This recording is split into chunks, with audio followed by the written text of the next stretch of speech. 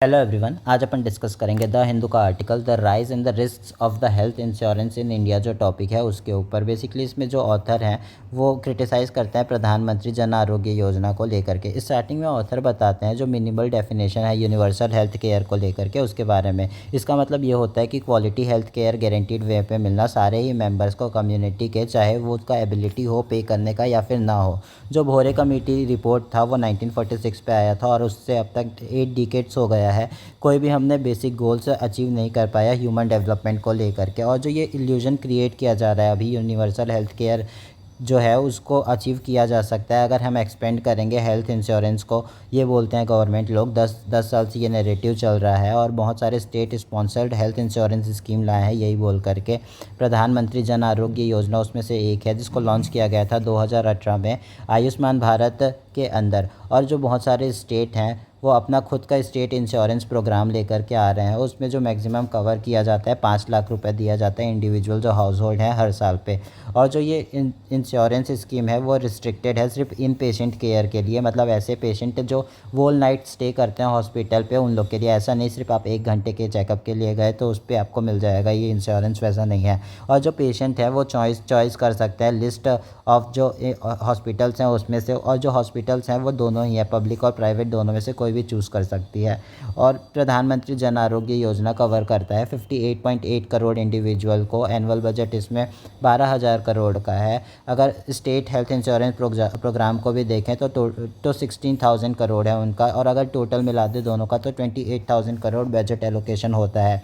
गुजरात, केरला, महाराष्ट्र ये relevant data available करवाते हैं जहाँ पे ये फाइंड आउट किया है इन्होंने, जो ऑथर है उन्होंने, कि state health insurance program budget है वो ग्रो किया है 8% से 25% ईयर 2018-19 से 23-24 तक। जो फॉल्ट लाइन है वो डीपेन होते जा रहा है। बताते हैं कि ऑथर पहले तो बोलते हैं इनको कोई डाउट नहीं है प्रधानमंत्री जन आरोग्य योजना और जो ये स्टेट हेल्थ इंश्योरेंस प्रोग्राम है वो कुछ रिलीफ प्रोवाइड करवा रहे हैं, पर ये स्कीम एक तरीके से सब्सटीट्यूट की तरह नहीं देखना चाहिए। और जो यूनिवर्सल हेल्थ केयर फ्रेमवर्क है उसके सब्सटीट्यूट में तो बिल्कुल नहीं देखना चाहिए। और बहुत सारे डिफेक्ट हैं इस स्कीम पे, इसलिए इसको यूनिवर्सल हेल्थ केयर नहीं देखना चाहिए। पहला डिफेक्ट के बारे में बात करते हैं। जो हेल्थ इंश्योरेंस प्रमोट करता है प्रॉफिट मेडिसिन पे ज़्यादा, और 2/3 ऑफ द प्रधानमंत्री जो जन आरोग्य योजना है वो बजट सिर्फ प्राइवेट पे ही चल देता है और प्रॉफिट ओरिएंटेड हॉस्पिटल्स पे ही चल देता है 2/3 पैसा तो बजट का।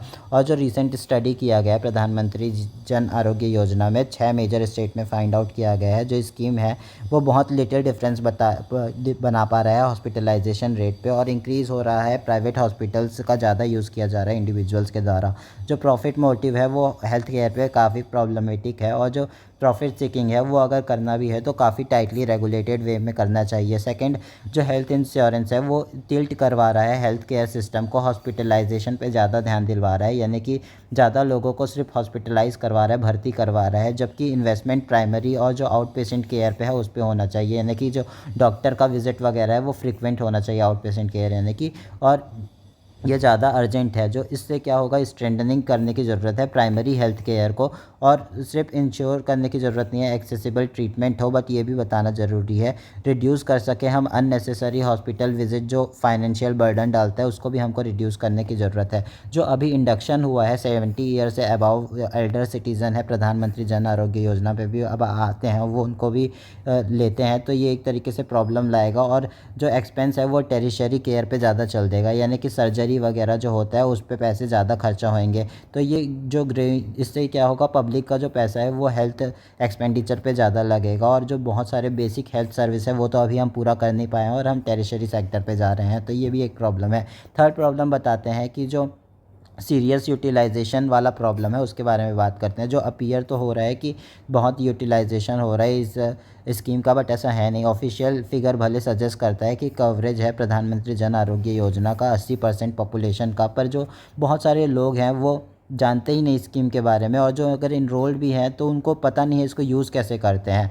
जो अभी रिसेंटली एनालिसिस किया गया 2022-23 हाउस होल्ड कंजप्शन एक्सपेंडिचर सर्वे, वो बतलाता है कि सिर्फ 35% जो इंश्योर्ड हॉस्पिटल है उन्होंने ईयर पे यूज़ कर पाई है इंश्योरेंस के स्कीम को। जो बाकी स्टडीज़ हैं वो भी बताते हैं कि सीरियस यूटिलाइजेशन से एक तरीके से हर्डल है, इस स्कीम का यूटिलाइजेशन नहीं हो पा रहा, हर्डल है, प्रॉब्लमेटिक है। स्पेशली जो डिसएडवांटेज ग्रुप्स हैं वो तो और ज़्यादा यूज़ नहीं कर पाते। फोर्थ प्रॉब्लम बताते हैं, जो targeted health insurance schemes create करते हैं कि टारगेट वे पे कि डिस्क्रिमिनेट करते हैं उन लोग इंश्योर्ड पर पे, और जो अनइंश्योर्ड पेशेंट है उस पे। जो प्राइवेट हॉस्पिटल है वो प्रेफर करती है अनइंश्योर्ड पेशेंट्स को लेकर के, क्योंकि उसमें जो कमर्शियल चार्जेस है वो ज़्यादा लगते हैं हेल्थ केयर पे, और जो अ, और बाकी इंश्योरेंस रिम्बरेंस रेट वगैरह है वो भी उन लोग को ज़्यादा मिलता है। जो पब्लिक हॉस्पिटल है ऑन द अदर हैंड देखें तो प्रिफर करता है वो इंश्योर्ड पेशेंट पे ज़्यादा ध्यान देता है। फिफ्थ, हेल्थ केयर जो प्रॉब्लम है उसके बारे में बात करते हैं।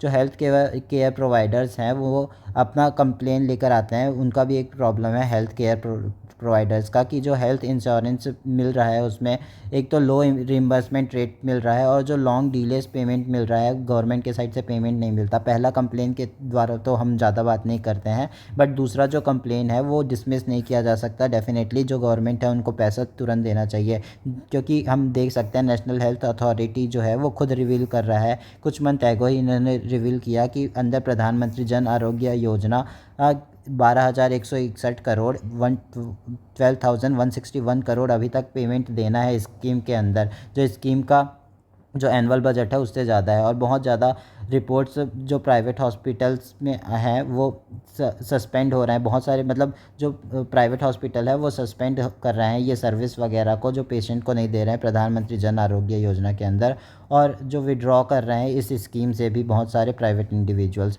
जो बिल्स है अभी तक अनपेड है, मंथ्स, बहुत सारे मंथ में ये बिल पे नहीं किया जाता। और जो रिसेंट स्टेटमेंट दिया गया था हेल्थ मिनिस्ट्री के द्वारा लोकसभा के अंदर, 609 हॉस्पिटल अब तक इस स्कीम से बाहर आ गए हैं। और लास्ट वाला प्रॉब्लम बताते हैं कि जो हेल्थ इंश्योरेंस स्कीम है वो करप्शन से प्रोन है, और बहुत सारे प्रॉब्लम आते हैं। जो नेशनल हेल्थ अथॉरिटी है वो रिसेंटली रिकमेंड किया है कि एक्शन लेना चाहिए 3200 हॉस्पिटल्स के ऊपर जो फ्रॉडलेंट एक्टिविटीज़ पे इन्वॉल्व हैं प्रधानमंत्री जन आरोग्य योजना के अंतर्गत।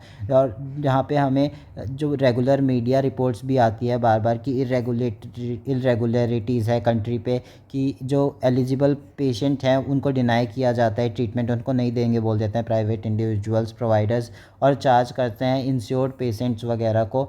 और ये एक तरीके से प्रॉब्लमेटिक बात है, क्योंकि उनको सिर्फ अपने पैसे कमाने से मतलब होता है। और जो ये इरेगुलरिटीज़ है वो डिफ़ीट करता है जो इनका एम है हेल्थ इंश्योरेंस का, और एक्सपोज करता है जो पेशेंट का सीरियस फाइनेंशियल रिस्क है, मतलब जो पेशेंट है उन लोग को एक्सपोज करता है फाइनेंशियल रिस्क के तरफ।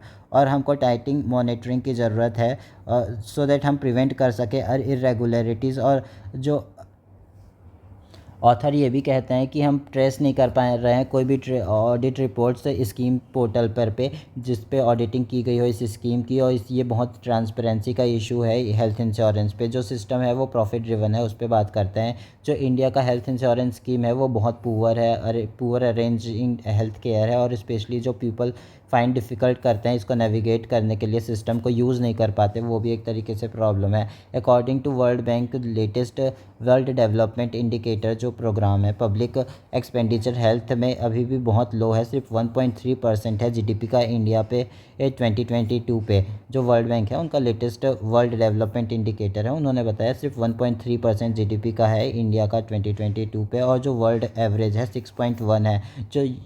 जो यूएचसी है वो अचीव नहीं कर पा रहा है अपना सीरियस एफर्ट, मतलब एड्रेस नहीं कर पा रहा है जो डेफिसिट और ट्रांसफॉर्म करना है हेल्थ केयर स्टैंडर्ड्स को पब्लिक सेक्टर के लिए, वो उसको अचीव नहीं कर पा रहा है, ये बताते हैं। जो हेल्थ इंश्योरेंस है वो सिर्फ पेन किलर ही रह गया है अभी, जबकि इसको प्रॉपर हीलिंग की ज़रूरत है। जो हेल्थ इंश्योरेंस है वो एक तरीके से पेन किलर से कंपेयर कर रहे हैं ऑथर, जबकि हमको पूरे प्रॉपर हीलिंग की ज़रूरत है बोलते हैं। अगर अच्छे से आर्टिकल समझ पे आया होगा तो लाइक, सब्सक्राइब एंड शेयर करना। Have a good day, thank you.